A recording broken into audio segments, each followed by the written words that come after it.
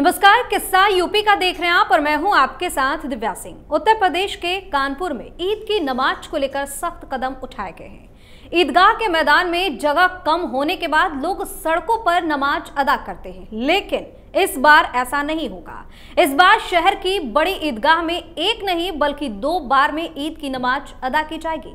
शहर की सड़कों पर नमाज अदा नहीं होगी। यह फैसला खुद शहर के मुस्लिम समाज के लोगों ने लिया है। मौलानाओं और शहर काजियों ने लोगों से ईदगाह और मस्जिदों में ही नमाज पढ़ने की अपील की है और जिला प्रशासन की तरफ से दी गई सरकार की गाइडलाइन का हवाला दिया है। बता दें कि पिछले साल सड़क पर नमाज पढ़ने वालों पर प्रशासन ने मुकदमे दर्ज कराए थे, तो इस बार मुस्लिम समाज किसी भी तरह का रिस्क नहीं लेना चाहता। इसी पर चर्चा करने के लिए मेरे साथ स्टूडियो में मौजूद हैं कैपिटल टीवी के executive editor Rajeev sir. Sir, आपका बहुत बहुत स्वागत। धन्यवाद। कहा जा रहा है कि इतिहास में ऐसा पहली बार होगा कि 2 बार में जो है नमाज अदा की जाएगी, तो ऐसा क्यों?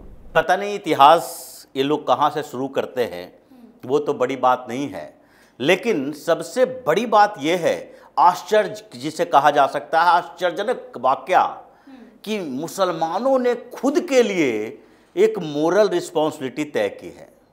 और ये मोरल नहीं कहा जा सकता क्योंकि इसमें भी एक बू आ रही है, डर खौफ दिखाई पड़ रहा है।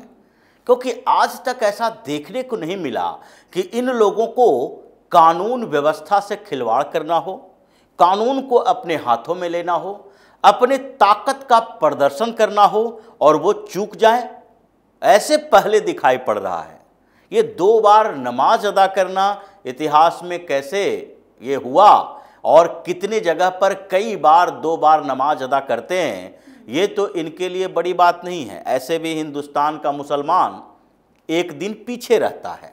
इन लोगों को टकटकी लगा के देखना पड़ता है अपने सऊदी चाचा के पास कि वहाँ से जब फरमान जारी होगा, बताया जाएगा कि हाँ भाई ईद का चांद दिख गया है, तो उसके बाद ये लोगों की ईद शुरू होती है। ये लोग खुद से डिसीजन नहीं ले सकते। इसीलिए तो कहा जाता है, बार बार कहते हैं कि धर्म और संस्कृति, ये जो 2 शब्द हैं, उसमें से धर्म का उद्भव कहाँ हुआ है और किस धर्म की व्यवस्था कहाँ पर जड़े में समाहित है, इसको देखना जरूरी होता है। मुसलमान बाहरी धर्म है और ये लोग इस बात को एक्सेप्ट नहीं करते हैं, तो कम से कम ईद के समय ये देख लें, नमाज अदा करने के समय देख लें कि इनका मुंह नमाज पढ़ने के समय में चेहरा किधर की तरफ होना चाहिए, क्यों मक्का मदीना की तरफ चेहरा करते हैं। ये हिंदुस्तान में तो नहीं है। अगर पूरे दुनिया में हिंदू धर्म है, अलग अलग देशों में हिंदू धर्म को मानने वाले लोग हैं, सनातनी हैं, तो वो सब हिंदुस्तान के तरफ देखते हैं जी। ये देखते हैं कि हिंदुस्तान में अयोध्या है, मथुरा है, काशी है, अमरनाथ है, और वो देखते हैं कि 4 धाम की यात्रा करने के लिए भी हमें हिंदुस्तान जाना पड़ेगा।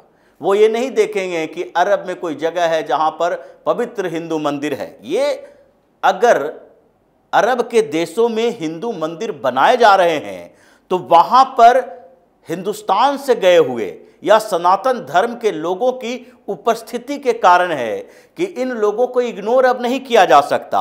हमें अट्रैक्ट करना है, इग्नोर नहीं करना है। इन लोगों के अपने यहाँ अट्रैक्ट करके टूरिज्म को बढ़ावा देने का एक तरीका है।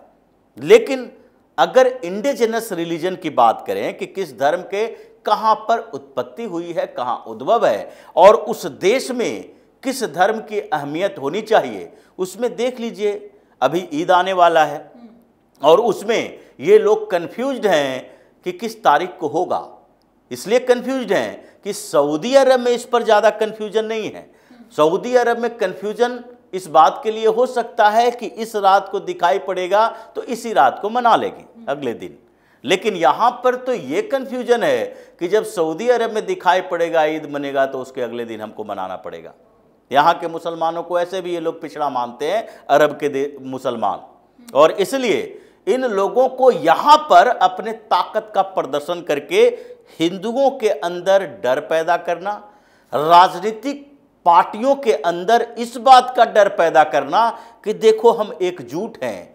इसलिए अगर इस लोकतांत्रिक व्यवस्था में हमें थोड़ा भी इग्नोर करोगे तो हम तुम्हें वोट नहीं देंगे, जिसके कारण तुष्टीकरण की राजनीति ने जन्म लिया। और अल्पसंख्यक तुष्टीकरण के नाम पर क्या मुसलमान अल्पसंख्यक ही यहाँ पर है? सबसे बड़ा अल्पसंख्यक समुदाय पारसी समुदाय, जिसके कुछ 100 लोग बचे हैं, कुछ सैकड़ों में, उसके तुष्टीकरण की बात तो किसी राजनीतिक पार्टी के नेता नहीं करते।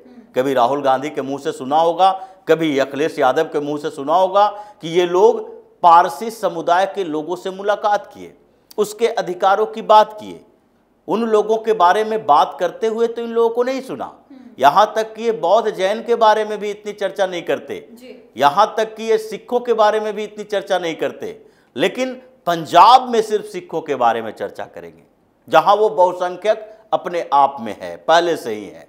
तो इसलिए ये जो तुष्टीकरण की राजनीति हुई और तुष्टीकरण की राजनीति ने इन लोगों को जो आधार दिया, उसके बाद ये एक आश्चर्यजनक बदलाव दिखाई पड़ रहा है कि अब खुद ही ये लोग कह रहे हैं कि भाई सड़क पर नमाज मत अदा करो।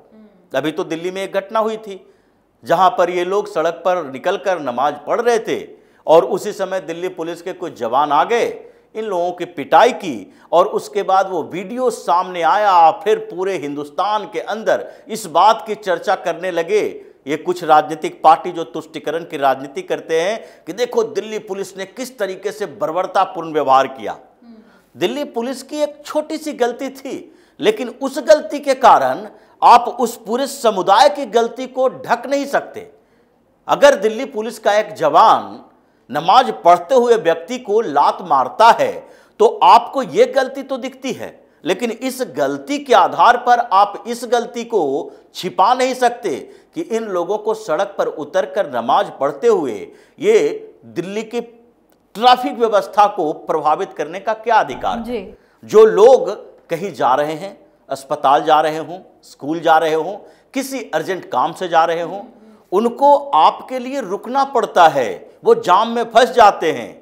ये आपके प्रति जिम्मेदारी उसकी नहीं है, लेकिन आप ये अपनी ताकत दिखाने की कोशिश करते हो कि आते जाते हुए लोग देखें और वो लोगों को अनुभव हो कि देखो इस पार्क में 1000 मुसलमान पहुंच गया। जुमे की नमाज की परिकल्पना भी इसी आधार पर की गई है कि एक दिन कम से कम अपने आसपास में जितने मुसलमान हैं किसी मोहल्ले के अंदर, उस मोहल्ले की मस्जिद में इकट्ठा हो। ये तो पता चले, दूसरे लोगों को भी पता चले कि इस एरिया में इतना मुसलमान है, देखो मस्जिद से निकल रहा है जुमे के दिन। नहीं तो ये कोई खास ऐसा मौका नहीं है, ऐसा समय, ऐसा दिन नहीं है जिसके आधार पर ये लोग जुमे के दिन ही मस्जिद में जाकर नमाज पढ़ें। वो किसी भी वक्त कहीं भी असेंबल होकर नमाज पढ़ सकते हैं, अपने घर पे, ट्रेन पे, गाड़ी पे, कहीं भी पढ़ सकते हैं। लेकिन सार्वजनिक स्थल पर जाने और मस्जिद में इकट्ठा होने के पीछे की वजह यही है कि इनको अपने ताकत का प्रदर्शन करना है। लेकिन अब ताकत कैसे दिखाओगे? उत्तर प्रदेश में हो तो तुम्हारी ताकत नहीं देखी जाएगी। ये पिछली बार जो हर जगह पर कार्रवाई हुई, योगी सरकार ने इन लोगों के खिलाफ एक तरीके से नहीं, दो तरफा कार्रवाई की। पहली कार्रवाई तो जब आप आ रहे हो उस समय ठुकाई पिटाई होगी, सड़क पर बैठने नहीं दिया जाएगा। लेकिन अगर बाय द वे कहीं प्रशासन से चूक हो गई, प्रशासन वहां पर सतर्क नहीं है और वहां इन लोगों ने भीड़ लगा दी, पार्क में बैठ गए या फिर सड़क पर बैठ गए, तो कैमरे की नजर में भी आ गए, शिकायत दर्ज हो गई, तो वहां पर उन लोगों को इकट्ठा करने वाले जमात में जो सबसे आगे की पंक्ति में है उसके खिलाफ नोटिस जारी होता है। उन लोगों को बताना पड़ता है भाई क्यों कानून का उल्लंघन किए, अब तो आओ थाने का चक्कर लगाओ। तो इन लोगों ने अब सोच लिया, सरेंडर कर दिया और सरेंडर करते हुए इसको लगने लगा कि अगर एक एक करके हम ऐसे ही कानून व्यवस्था को अपने हाथ में लेकर अपनी ताकत का प्रदर्शन करेंगे तो फिर हमारे जितने भी ये जो यूथ हैं जिसके दम पर हम सोचते हैं कि हिंदुस्तान में गजवाए हिंद का सपना साकार कर लेंगे, ये सारे तो जेल के अंदर दिखाई पड़ेंगे। योगी कोई कंप्रोमाइज करने वाले नहीं हैं। तो इससे बढ़िया है सतर्क हो जाओ और ऐसे भी जो इस्लाम का स्ट्रेटजी बताई जाती है मुसलमानों की, वो स्ट्रेटजी उसी समय से इसी आधार पर चलती है कि जहां तुम्हें अपने से ज्यादा मजबूत दिखे वहां बैकफुट पर आ जाओ, सुरक्षित करो अपने आप को और फिर से उस मौके की तलाश करो जब सामने वाला कमजोर पड़ेगा और उसके बाद उस पर हमला करेंगे। ये तो मोहम्मद साहब के समय से है। उन्होंने मक्का से मदीना जाना था, चले गए, फिर वापस आए और वो उन कबीलों को साथ लेकर आए जो उनके अनुयायी बन गए थे, सैन्य बल के साथ आए और फिर सरेंडर करवाया। उस समय वो रिजिड नहीं हुए। तो ये इनके स्ट्रेटजी है और स्ट्रेटजी आज भी यही चल रही है कि अगर सामने वाला मजबूत हो तो बैकफुट पर आओ, पीछे हट के इंतजार करो चालाक लोमड़ी की तरह। तो इसी तरीके से इन लोगों ने ये फैसला लिया है जो उत्तर प्रदेश के लिए आश्चर्यजनक है कि यहाँ पर मुस्लिम बाहुल इलाके में भी जो नमाज पढ़ने के लिए सड़कों पर उतरकर हर जुमे के समय, ईद की बात तो छोड़ दीजिए, जुमे के समय ऐसा लगता था कि उत्तर प्रदेश के सड़कों पर जाने से पहले लोग सोचते थे कि दोपहर के नमाज का वक्त है, इस समय निकलो नहीं, कहाँ फंस जाओगे पता नहीं। आज ये लोग सड़क पर उतरने से डरते हैं कि योगी का पुलिस है, डंडा लेके तैयार खड़ा है, उसके बाद नोटिस भी हाथ में थमाने के लिए तैयार खड़े हैं। तो ये जो प्रोसेशन पर पत्थरबाजी करने, ये जो शोभा यात्राओं को रोकने की कोशिश थी, कांवड़ियों को परेशान करने की पहले जो प्रवृत्ति थी अखिलेश यादव के समय, ये सारे तो धीरे धीरे खत्म हो ही चुके थे क्योंकि उसमें तो और हार्डकोर कार्रवाई होती थी। लेकिन अब इन लोगों की दादागिरी, गुंडागर्दी भी अब खत्म हो चुकी है। अब ये लोग समझ चुके हैं कि अब ज़्यादा वक्त नहीं है कि हमें अपने घर से बाहर निकलने के लिए इस तरीके की हरकत करने के लिए परमिशन लेने की जरूरत पड़ेगी। अगर नहीं किया तो फिर कार्रवाई होकर रहेगी। जी बहुत बहुत धन्यवाद से तमाम जानकारी। धन्यवाद। तो इस बार ईद पर 2 शिफ्ट में नमाज अदा की जाएगी। ईदगाह और मस्जिदों में ही नमाज पढ़े जाएंगे और किसी ने भूल कर भी सड़क पर नमाज अदा करने की कोशिश की तो उसकी खैर नहीं है, क्योंकि योगी सरकार पिछले साल के मुकाबले इस साल ज्यादा सख्ती से पेश आएगी। किस्सा यूपी का में आज के लिए इतना ही। अगर आपने अभी तक हमारे चैनल को सब्सक्राइब नहीं किया है तो सब्सक्राइब कर लीजिए, हमारे वीडियो को लाइक कीजिए, शेयर कीजिए, हमारे वीडियो पर कमेंट करके जरूर बताएं कि आपको हमारी खबर कैसी लगी। धन्यवाद।